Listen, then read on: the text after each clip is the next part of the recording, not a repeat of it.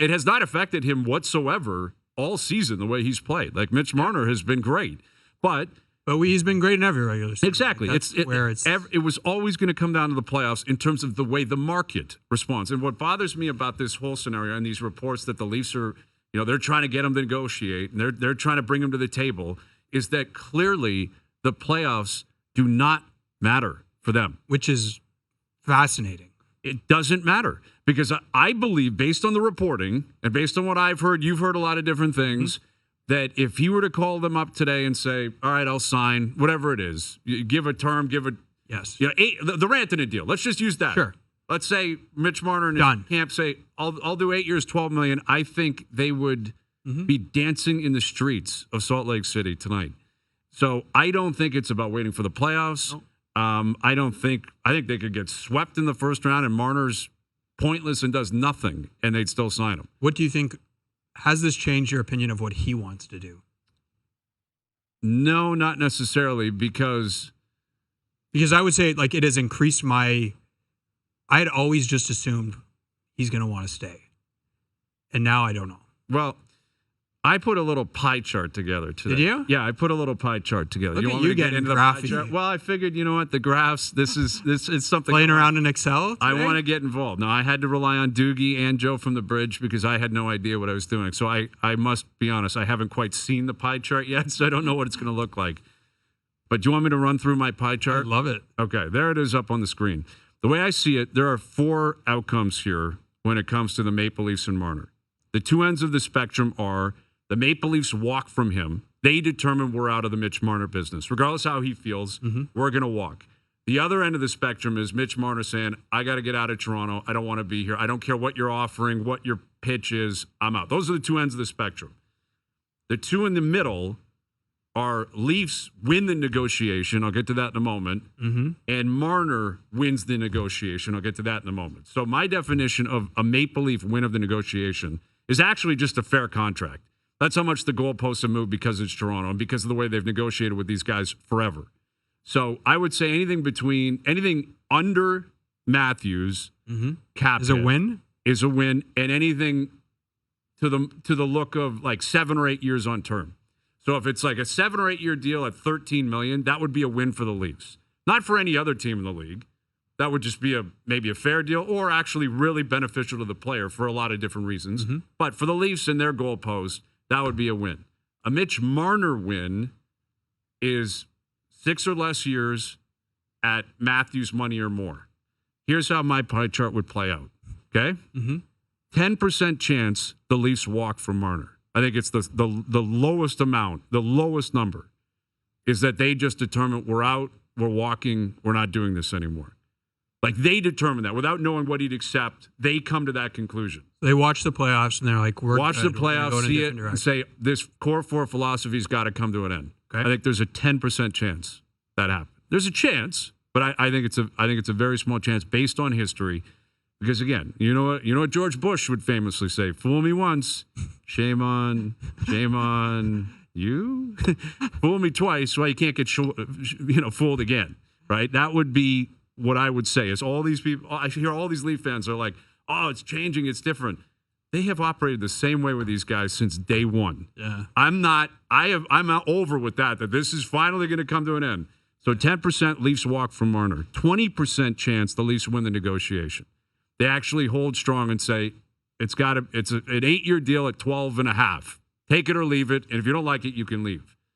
20% chance that happens. I think there's a 20% chance Marner leaves. I think a 1 in 5, he decides, I got a young family. I want to get out of here. I want to be in a different, city, different state. I maybe want to move to the U.S. I don't know, and it's the fishbowl. It's just not working for me. He determines, regardless of what the Leafs are willing to give him, 20% Marner leaves. That leaves 50% Marner wins the negotiation. And that's what I think. I think it may be even a higher percentage. So why do you think that's the highest percentage? And now let me just say, by winning, you're saying he gets more than Matthews. It's a 5 years, $14 million per. Okay. Like something like that. That's what I'm saying. Or, 6 years, 13 What if it's and a half. 8 times 13.5? That would still be a win for Marner, in my opinion, because it's more than Austin Matthews. Okay. That means the Leafs had to pay a guy more than their best player, their captain. There's no internal cap, and they kind of held to it the last time. This time they said, forget it. Mitch, you're the guy. You're getting more than the big dog up the middle. So what do you think your percentage – this is a great – I think like this needs to be a new thing. Hazy's pie chart. I think Hazy B's pie chart could be a Monday staple on this show. I love it. What do you think your percentage for he walks was at the beginning of the season? Because I would have said like... Just because he wants out? Like, yeah, I don't want to do this anymore. I'm good. I would have said like 5%. Yeah, it was probably lower than the 20% I allotted him. And so that's what I spent Sunday wondering, like, why does he want to... Like, why might he want to leave? He might not. Like, we don't know. Yes, he has said, "I want to stay," but if like you want to stay, well, then why not sign? Maybe the negotiations are going differently than they seem. I don't know, but I'm struggling with that because I had always assumed hometown guy, hometown team. He is like a legend in the franchise already. Yeah, plays here the rest of his career. He's like, I don't know. He's got a Legends Row plaque. Absolutely. He's got it all. Even if he doesn't win, even if he doesn't win, happen. Yeah, right. Like collectively, all of them, if they don't win. So maybe it's just what you said. It's a fishbowl thing. Well, yes, it could be a combination of a fishbowl. It could be something internal with the Leafs that I'm not aware of. I can't speak on. And it could be this is a lifestyle thing that you have to determine. Now, it would make sense to me. He's from Toronto. I believe his wife is from the area. I believe. He keeps saying, he talked about it on Saturday. They have a great support system off the ice. Mm-hmm. Young family. This would seem to make a lot of sense that you'd want to stay here. You're comfortable here. But it's a big life choice because ultimately, once you start having kids and a young family, wherever you go next, you could live there the rest of your life. Like realistically, that's something he's got to consider. And he's not alone. Every free agent could. Let's say he goes to Vegas. You may live in Vegas literally for the next 50 years. Yeah. Like you might spend the summers in Muskoka, but your kids are going to school, all that kind of stuff. Well, and the pressure would be just different. The spotlight's different. Like Very he different. Walks down whatever, King Street, Queen Street, he's getting stopped everywhere. He does one that of the 5 or 6 biggest celebrities in the city, I would say. And if he goes to LA, nobody will know who he is. No one would have a clue. And that might be something that is very and I can't blame him for that. No, me neither. Like it's his life, it's his choice. I'm not even I see a lot of people going at Marner, and we'll get to that angle of it, why I think people react the way they react, and I think there's a few different reasons for it. But ultimately, he was given this contract. It's a no move, no trade. He can make that choice. Yes, he can do whatever he wants to do, and you can't say he hasn't been pulling his weight this year. He's been great for them. He's been their best player. Like he's been arguably their best player all year. He's been outstanding for them. And Judgment Day is always going to be in 6 weeks. Mm-hmm. But that's going to apply to Matthews and Nylander, all of them. Wall, Stolarz, all of them this season will be remembered based on what they do in the playoffs. That was always going to be the case.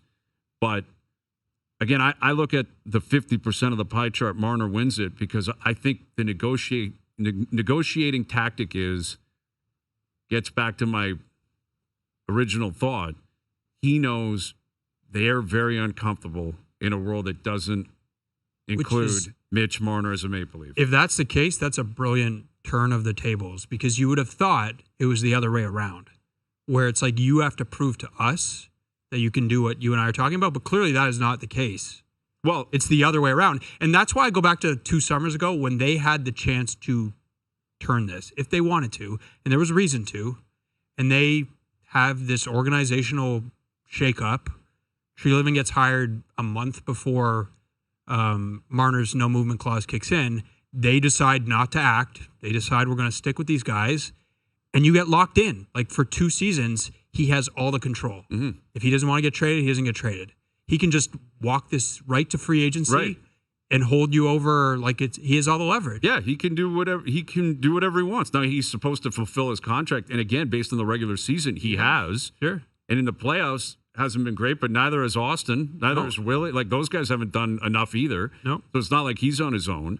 But I think what's different for him and where there's always been this undercurrent of he gets criticized too much, and like that is swirling around. And I think there is an element to he gets more criticized than they do perhaps too much. Like if you want to do a little pie chart for who gets the most criticism, Yep. he's like 75%, 60%. I think it's a very easy explanation on that. He's from here. I don't think that's it. Why do we not talk about Tavares? Well, Tavares, I think, A, gets enough, but B, okay. Do your I want you to come back later Let me and give me explain a that. pie But chart. the Tavares thing, I understand what you're saying, but when he got here, he jumped on a moving ship. It was already established. It was Matthews, Marner, Nylander's team, and he was the fourth guy. I always looked at him Fair. as the fourth Beatle. Yeah, for sure. He was always Ringo for me. I know he got paid 11. I know he got the captaincy, but he was always the second line guy. You get who Austin doesn't want to play with. Pull your weight, and he has, and he's done the right things and said the right things. Yeah, and even the contract negotiation, in retrospect, you look back and say, man, they paid him a lot in the cap. But at the time, it was just a celebration. John chose to came home. Yeah. So from a PR standpoint, he got such a head start. Okay. Because it wasn't about contract. It was, wow, he chose to come home. He was the chosen one that did it. That allowed him so much goodwill. Mm-hmm. Like, he got such a head start on all these guys. So I think that's a part of it. And now I would argue at the end, there's a lot of people that are split on this in terms of whether or not you need Tavares to be a part of this in the future. Mm-hmm. And if he is, he better take a huge discount because, and I think that's coming for him. Mm-hmm. Okay, you're a local guy. Don't be silly here now. Like, now you're up again. Don't be silly. But I think with Mitch, it's all, my impression has been Leaf fans and specifically people from the greater Toronto area have taken it more personally when it comes to his situation. Because he's from here. Because he's from here.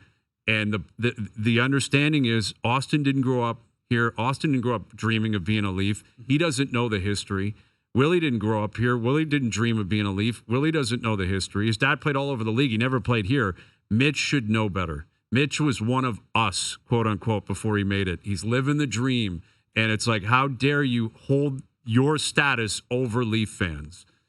I think that's always been cutting at the edge of this.